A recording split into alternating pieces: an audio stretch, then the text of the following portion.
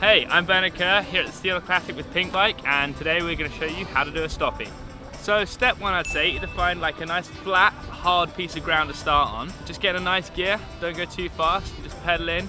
And what you want to do is have your feet flat, whichever foot you have forward, like when you're jumping or anything. Step two, just before you come in, obviously you've got your two hands on the brakes, is you want to slightly rock back. I'd say pull yourself over the back of the bike.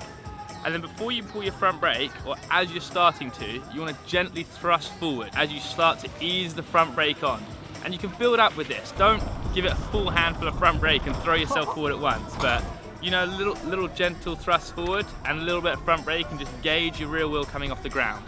So now you've got your rear wheel off the ground, you want to focus on looking forward and not too far forward. You do have to focus on the ground ahead of you a bit to get your balance point.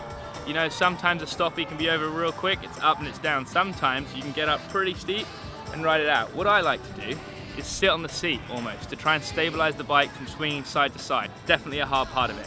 So you've thrusted back, you've gone back, you've thrusted forward, you've eased on your front brake, and try and get in a neutral sitting position.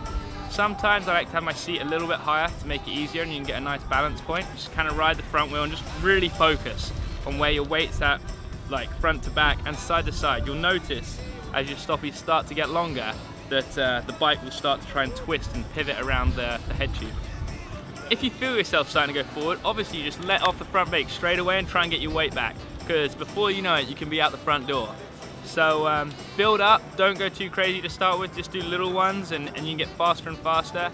And if you want to start really slow, definitely like a decline, a slight hill makes it easier. You can start slower, and the backs can come up a lot easier, obviously, if you're on a slightly steeper hill. Once you've mastered that, you can try it off jumps, step ups, turns, obstacles, or even just get a little creative on your bike, like this.